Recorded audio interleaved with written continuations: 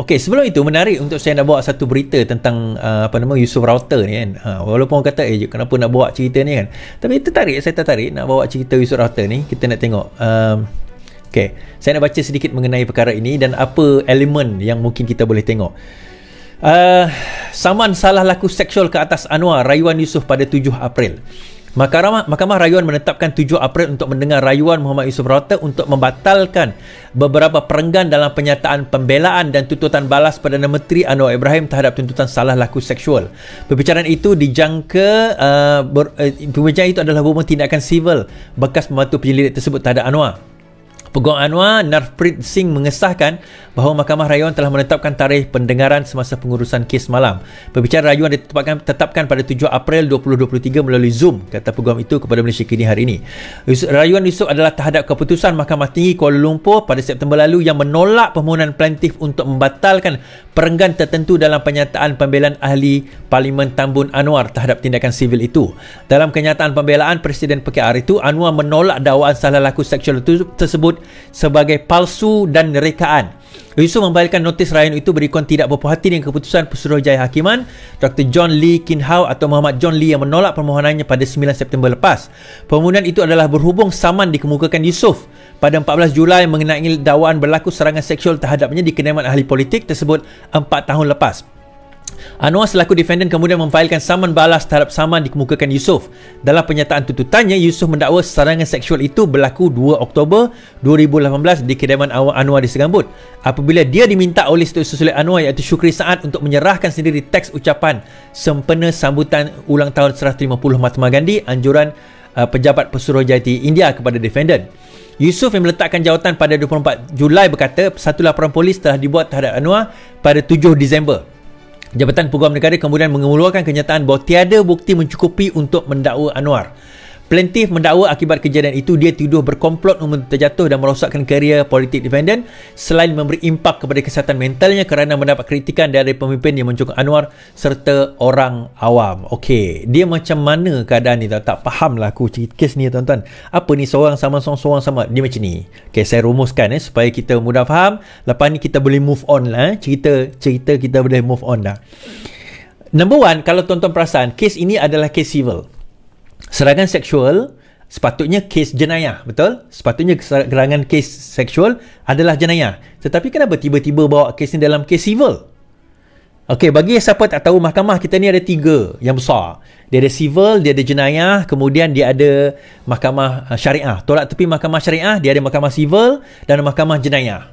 Apa beza civil dengan jenayah? Jenayah untuk kes-kes yang melibatkan jenayah, di bawah akta-akta yang membuat hukuman jenayah. Civil adalah mahkamah biasanya untuk menyelesaikan di kalangan individu yang pada kebiasaannya, walaupun kebanyakannya ada juga yang melibatkan penjara, kebanyakannya tidak melibatkan penjara tetapi damages kepada individu-individu.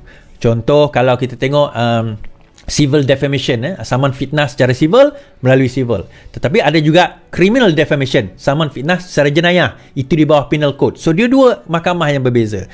Now, serangan seksual biasanya di bawah apa? Serangan seksual di bawah jenayah, mahkamah jenayah. Itu biasa. Kalau berlaku serangan seksual di bawah mahkamah jenayah. Tetapi kenapa tiba-tiba yang ni jenayah tak ada, tiba-tiba masuk ke bawah civil? Datuk Seri Anwar Ibrahim tidak dapat didakwa kerana menurut pendakwa raya bukti tidak mencukupi. Okey. Elemen, ini kita belajar undang-undang sikit. Elemen kepada jenayah dia ada 2 secara asas. Dia ada actus reus dan mens rea. Dia ada actus reus maksudnya ada perbuatan. Mens rea maksudnya ada niat. Perbuatan tanpa niat tak sengaja. Niat tanpa perbuatan tak ada kesalahan. Niat saja. Aku niat bagi rompak bank ni. Niat saja tak cukup. Walaupun attempt tu ada. Attempt tu lain, niat lain. Niat tapi tak buat apa-apa pun bukan satu kesalahan. Berbuat sesuatu tanpa niat pun bukan satu kesalahan. Ataupun lower sentence. Ada juga kesalahan tapi lower sentence. Contoh, kalau dia membunuh tanpa niat, dia bukan kira membunuh. Kalau dekat US dia panggil manslaughter, kan? US manslaughter. Kalau kat kita dipanggil membunuh tanpa niat. Macam tu lah. Tapi di bawah bukan membunuh tanpa niat macam UK tu, different. Tetapi dia lower sentence ataupun kadang-kadang dilepaskan begitu saja. Okey. Nah, dalam kes ini dia civil. Kenapa? Disebabkan tidak ada dakwaan dilakukan. Kenapa tak ada dakwaan ni? Menunjukkan bahawa Pakatan Harapan telah membebaskan Anwar Ibrahim. Okey, kalau tuan-tuan jadi hakim lah, tuan-tuan jadi pendakwa raya lah, tak payah jadi hakim, kita cerita jadi pendakwa raya. Tuan-tuan fikir sendiri, boleh dakwa tak boleh dakwa? Okey, tuan-tuan sekarang ni berada di dalam bilik. Okey, berada di dalam bilik. Tuan-tuan, saya tak cerita puan-puan. Puan-puan boleh lah. Tuan-tuan atau puan-puan berada dalam bilik seorang-seorang. Saya dalam bilik ni seorang-seorang. Tiba-tiba ada seorang pembantu saya datang. Dia tutup pintu, dia serah satu dokumen. Mungkin saya borak dengan dia dalam 5-10 minit, lepas tu dia keluar. Dia keluar, kemudian dia kata bahawa dia telah dibuat serangan seksual. Dia kata dia telah diserang secara seksual. Now, dalam mahkamah, tak cukup my words against your words. Kata-kata saya lawan kata-kata anda. Kata-kata anda, dia tak cukup. Dalam kita menuduh, sama juga dalam berdebat. Dalam kita mengemukakan, dalam kita make a claim, menuduh, kita kena datangkan bukti.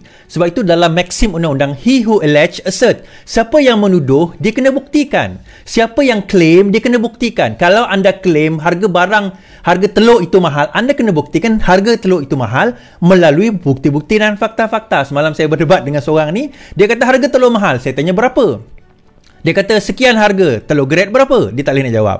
Compare dengan mana? Dia tak boleh nak jawab. Dekat mana? Dia tak boleh nak jawab. Kan? Jadi nak claim sesuatu, datang dengan bukti. Tak cukup kita kata engkau pencuri. Engkau mencuri tau.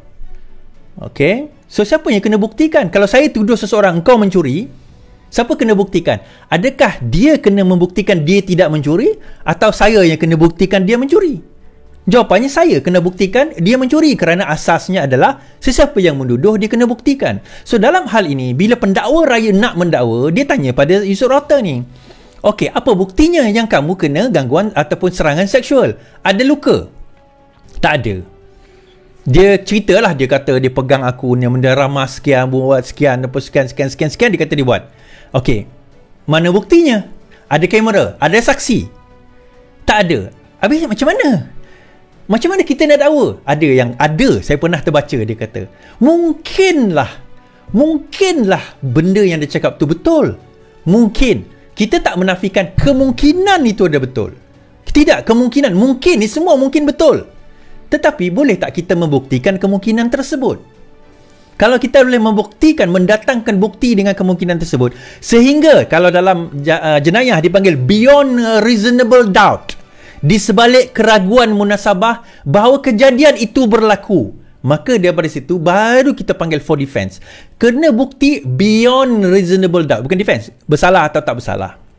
Maksudnya secara tak ada lagi, tak ada keraguan dah yang boleh ditimbulkan, melainkan dia melakukan perkara tersebut. Sebab itu bila kes liwat 2 itu terlalu banyak sangat keraguan. Air mani dalam tubuh lebih daripada 4 hari, sperma diletak di lebih daripada 70 jam di dalam, apa orang kata, di dalam bekas, di dalam tempat yang tidak ada pendingin hawa. Dia bukan di dalam freezer. Tiba-tiba boleh jumpa DNA. DNA pula dia kata tidak disebut pun DNA sperma ataupun DNA apa.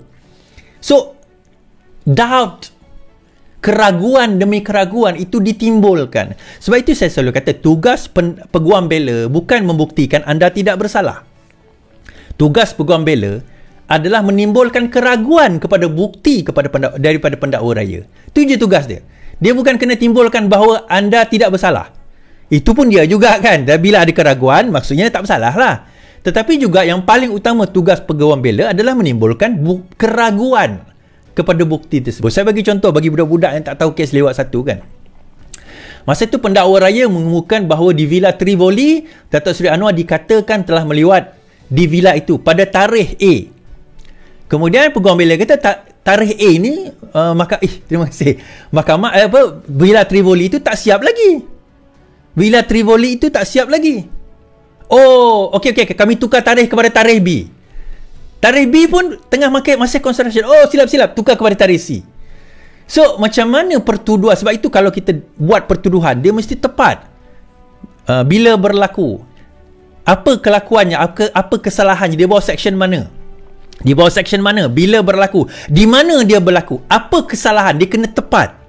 Dia tak boleh main anggap dan samaran. So, balik kepada cerita ni, disebabkan Yusuf Router ni tak boleh nak saman, tak boleh nak dapat orang kata apa, pendakwaan di dalam mahkamah jenayah. So dia malu, dia kena maki, dia kena troll dan sebagainya. So dia saman civil. So dalam saman civil, Anwar buat tuntutan balas kepada saman tersebut. Not only dia menjawab, dia buat tuntutan balas. Dia buat civil. Okey, kenapa civil?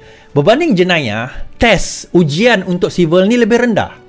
Kalau dalam jenayah, ujian dia tinggi, iaitu beyond reasonable doubt. Dia mesti beyond reasonable doubt. Maksudnya 7, 8, 90% tidak boleh tidak. Kita kena katakan bahawa dia melakukan kesalahan tersebut.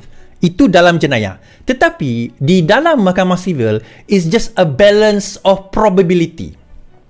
Ada kemungkinan dia melakukan kesalahan tersebut. Ada kemungkinan dia melakukan jenayah tersebut. Seperti dibuat dalam civil. So, ada kemungkinan. Kemungkinan ni 51%, 55%, 60% kita boleh guna. Now, daripada situ dia kata ada kemungkinan. Ada kemungkinan. Kemungkinan inti kemungkinan. So, itu dia bawa dalam mahkamah. So, Anwar kemukakan counter claim dipanggil. Counter claim maksudnya tuduhan balas ataupun tuntutan balas. Bukan tuduhan. Tuntutan balas. Dan dalam tuntutan balas ini dia panjang. So, sekarang ini dia pergi ke mahkamah tinggi. Dia kata dia nak batalkan tuntutan balas tersebut. Mahkamah tinggi kata tak boleh batal. So sekarang ini dia rayu kepada keputusan mahkamah tinggi untuk membatalkan apa tuntutan balas. Tak bicara lagi tuan-tuan, bicara belum masuk lagi ni. Ni tak start lagi bicara. Jadi dia pergi ke mahkamah rayuan nak batalkan keputusan mahkamah tinggi untuk tuntutan balas Anwar Ibrahim tersebut. Faham kes belum start lagi. Kes civil belum start lagi.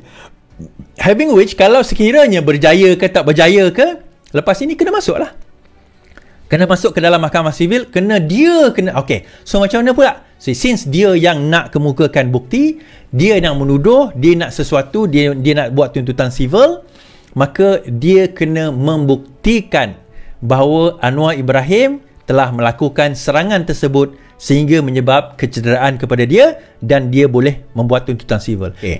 So habis di situ. So kita faham bahawa sebenarnya tuntutan itu sebenarnya adalah bagi saya personally, kita mahkamah akan tuntut lagi, tetapi bogus lah tuan-tuan. Satu tuntutan yang bagi saya kalau sebab dia civil kan, dia bukan jenayah. Tapi kalau civil pun sebenarnya boleh terus je. Tapi tak apalah, kita tengok dekat mahkamah nanti. Sebab dia nak bukti macam mana. So dia nak buktikan macam mana. Saya telah diserang. Tidak ada medical report, tidak ada kecederaan, tidak ada CCTV, tidak ada saksi. Cuma dia yang kata. So macam mana kita nak buktikan hanya kerana kata-kata? Kan? Macam mana kita nak buktikan hanya kata-kata? Dengan kata-kata tak boleh nak buktikan. Kalau macam tu tak ada lah kalau orang kena serang. Sebab itu serangan seksual ni tuan-tuan, sama ada siapa-siapa lah, dia satu benda yang sangat delicate. Dalam pada masa kita tak nak orang kata do injustice kepada mangsa, kita nak bagi justice kepada bangsa, dalam masa sama kita tak nak buat injustice kepada tertuduh.